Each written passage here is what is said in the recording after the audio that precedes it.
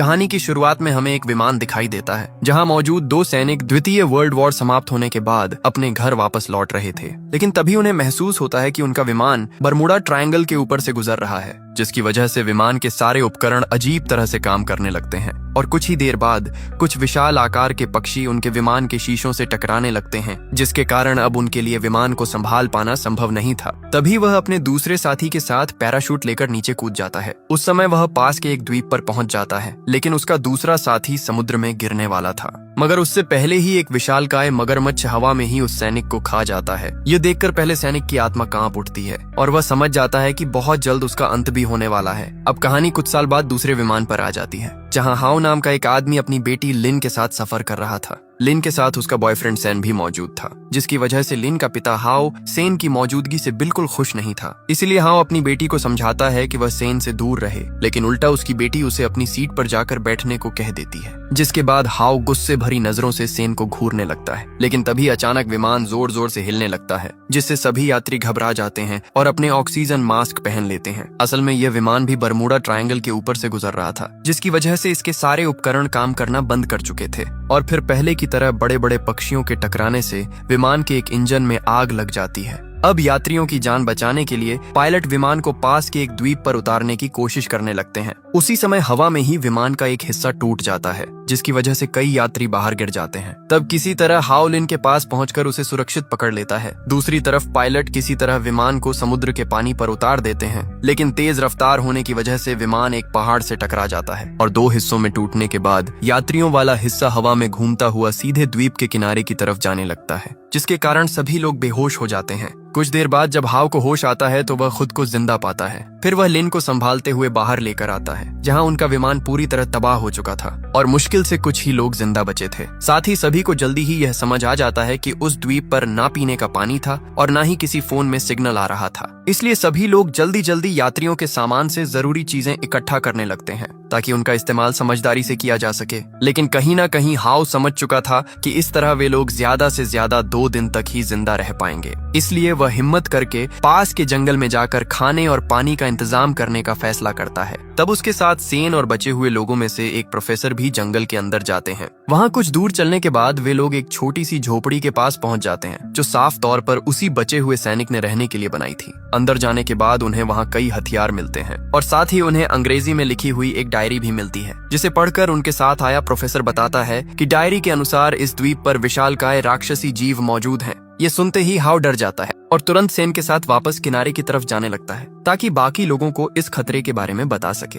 दूसरी तरफ इन सब बातों से अनजान फेंक नाम का एक आदमी विमान में काम करने वाली एक महिला के साथ आखिरी बची पानी की बोतल के लिए लड़ाई शुरू कर देता है। ये देखकर ली नाम का दूसरा आदमी फेंक को मारने लगता है और देखते ही देखते दोनों लड़ते लड़ते समुद्र के पानी तक पहुंच जाते हैं। ये देखकर एक आदमी उनकी लड़ाई रोकने की कोशिश करता है, जबकि बाकी सभी लोग सिर्फ खड़े होकर तमाशा देख रहे थे। तभी ली की गर्भवती पत्नी जिया वहां पहुंचकर ली को लड़ाई से अलग कर देती है और उसी समय वह दूसरा आदमी भी फेंक को ली से दूर कर देता है। लेकिन तभी अचानक किनारे पर खड़े एक व्यक्ति की नजर समुद्र में हो रही हलचल पर पड़ती है और अगले ही पल एक विशालकाय मगरमच्छ फेंक को रोकने वाले आदमी पर हमला करके उसे मार देता है। ये देखकर सभी लोग डर जाते हैं और वहां से भागने लगते हैं, लेकिन वह मगरमच्छ किनारे पर आकर एक और आदमी को मार देता है। तब ली बाकी सभी लोगों को लेकर वहां से भाग जाता है। कुछ देर बाद जब प्रोफेसर, हाओ और सेन वापस किनारे के पास पहुंचते हैं तो उन्हें वहां मगरमच्छ के विशाल पैरों के निशान दिखाई देते हैं, जिसे देखकर वे लोग उन निशानों का पीछा करने लगते हैं। दूसरी तरफ वह मगरमच्छ लगातार सबका पीछा कर रहा था और पीछे छूटने वाले लोगों को खाते हुए आगे बढ़ रहा था। उसी समय फेंक और साओ नाम की एक लड़की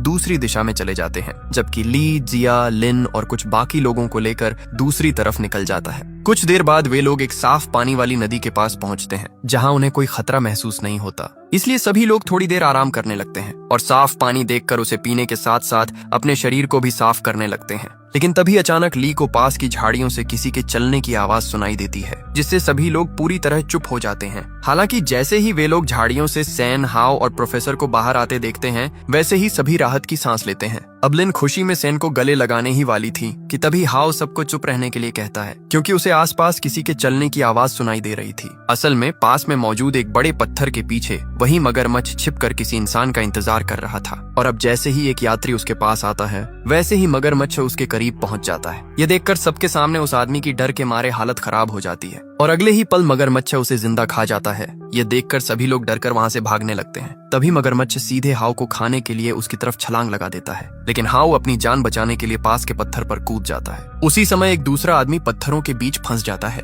और मगरमच्छ बेरहमी से उसे भी खा जाता है। लेकिन हाउ को भागने का मौका मिल जाता है और वह फिर से बाकी लोगों के पास पहुंच जाता है। अब सभी की जान बचाने के लिए हाउ उन्हें उस सैनिक की झोपड़ी तक ले आता है, जहां उन्हें कुछ हथियार मिलते हैं और रात में अपनी जान बचाने के लिए सभी लोग वहीं रुकने का फैसला करते हैं। अगली सुबह हाउ जल्दी उठकर जंगल में फल ढूंढने के लिए निकल जाता है। दूसरी तरफ फेंक अभी भी साओ के साथ जिंदा था और साओ की बातों से साफ पता चल रहा था कि वह बहुत ही बेफिक्र लड़की थी, क्योंकि इतनी मुश्किल हालत में भी उसे अपनी जान की चिंता नहीं थी, बल्कि वह अपने फॉलोअर्स के बारे में सोचकर परेशान हो रही थी। अब चलते चलते फेंक और साओ एक मकड़ी के जाल के पास पहुंच जाते हैं, जहां गलती से साओ एक पेड़ से टकरा जाती है, जिसकी वजह से उसके पूरे शरीर पर हरे रंग का चिपचिपा पदार्थ लग जाता है। तब फेंक उसका मजाक उड़ाने लगता है और बाद में दोनों पास की नदी की तरफ जाते हैं ताकि साओ खुद को साफ कर सके। लेकिन उन्होंने इस बात पर ध्यान नहीं दिया कि वह चिपचिपा पदार्थ असल में उस द्वीप की विशाल मकड़ियों के अंडे थे, जिन्हें उन्होंने नष्ट कर दिया था। दूसरी तरफ अब लिन की भी नींद खुल जाती है और वह सेन को जगाकर हाउ को बाहर ढूंढने के लिए निकलती है।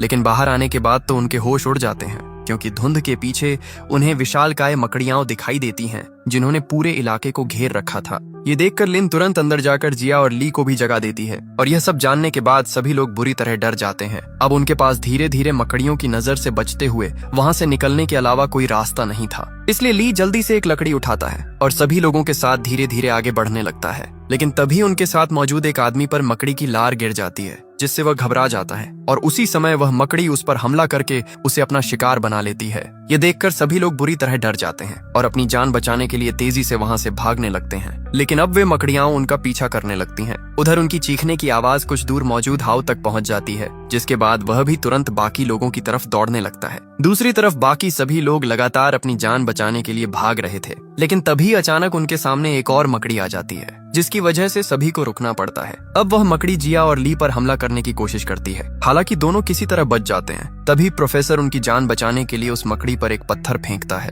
जिससे मकड़ी गुस्से में उसकी तरफ दौड़ने लगती है। ये देखकर प्रोफेसर बाकी लोगों से अलग होकर जंगल के अंदर भाग जाता है और लियव सेन उसकी मदद के लिए जाने ही वाले थे कि तभी वहां और भी मकड़ियां पहुंच जाती हैं, जिसकी वजह से उन्हें भी दूसरी तरफ भागना पड़ता है। अब अपनी जान बचाने के लिए सभी लोग पास की झाड़ियों में छिप जाते हैं और मकड़ियों के वहां से जाने का इंतजार करने लगते हैं। उसी समय वे मकड़ियां पेड़ों पर चढ़ जाती हैं और तभी वहां हाउ भी दौड़ता हुआ पहुंच जाता है। अब हाउ की नजर बाकी लोगों पर पड़ जाती है, लेकिन मकड़ियां ऊपर मौजूद थीं, इसलिए वह उनके पास नहीं जाता, बल्कि खुद मकड़ियों को देखकर जोर से चिल्ला देता है, जिससे उन सारी मकड़ियों का ध्यान उसकी तरफ चला जाता है और वे सभी अब हाउ का पीछा करने लगती हैं, जिसकी वजह से बाकी लोगों को वहां से भागने का मौका मिल जाता है। दूसरी तरफ हाउ अपनी जान बचाने के लिए फिर से उसी झोपड़ी में पहुंच जाता है, जहां प्रोफेसर पहले से ही छिपा हुआ था। लेकिन अंदर आने के बाद हाउ देखता है कि वे मकड़ियां बाहर खड़ी होकर उनका इंतजार कर रही हैं और जब काफी देर तक वे दोनों बाहर नहीं निकलते तो मकड़ियां अपने पैरों से झोपड़ी पर हमला करना शुरू कर देती हैं। उसी समय प्रोफेसर बुरी तरह घायल हो जाता है।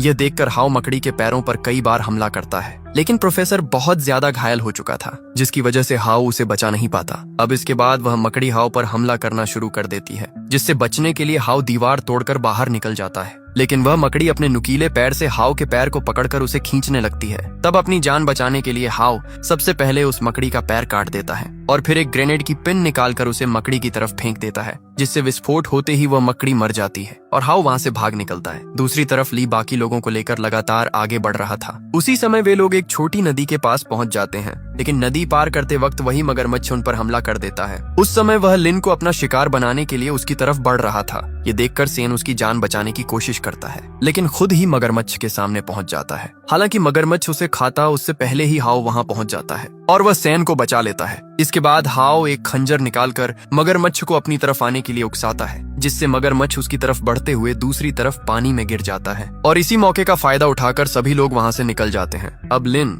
हाउ को गले लगाकर अपने बुरे व्यवहार के लिए माफी मांगती है और हाउ भी उसे माफ कर देता है। दूसरी तरफ फेंक और साव साफ पानी वाली जगह पर पहुंच चुके थे, जहां साव खुद को साफ करने लगती है। उस समय वह काफी सुंदर लग रही थी, जिसकी वजह से फेंक उसके करीब जाकर उसे पटाने की कोशिश करता है, लेकिन साव उसका इरादा समझ जाती है और उसे दूर रहने के लिए कहती है। लेकिन जब फेंक उसकी बात नहीं मानता तो साव उसे लात मार देती है। तभी अचानक पानी के नीचे से मगरमच्छ निकलकर साव का पैर पकड़ लेता है और उसे नीचे खींचने लगता है। उस समय साओ डर के मारे फेंक का पैर पकड़ लेती है, लेकिन फेंक उसकी मदद करने के बजाय उसे लात मारकर मगरमच्छ के हवाले कर देता है। दूसरी तरफ हाओ बाकी लोगों के साथ अभी भी जंगल में था, जहाँ चलते चलते वे कहानी की शुरुआत में क्रैश हुए विमान के मलबे तक पहुंच जाते हैं। वहाँ तलाश करने पर हाओ को एक मशीन गन और एक रेडियो मिलता है, और हैरानी की बात यह थी कि वह रेडियो अभी भी काम कर रहा था। तब लिन उसकी मदद से सेना से संपर्क करती है और उन्हें उस द्वीप के बारे में बताकर मदद भेजने के लिए कहती है, जिस पर सेना के लोग भी मदद भेजने के लिए तैयार हो जाते हैं। अब इसके बाद हाओ और बाकी सभी लोग जल्दी जल्दी समुद्र किनारे की तरफ जाने लगते हैं, क्योंकि कुछ ही घंटों में उनके लिए मदद आने वाली थी। लेकिन तभी रास्ते में उन्हें फेंक दिखाई देता है, जिसे जिंदा देखकर सभी लोग हैरान रह जाते हैं। हालांकि किसी की भी इच्छा नहीं थी कि फेंक उनके साथ चले,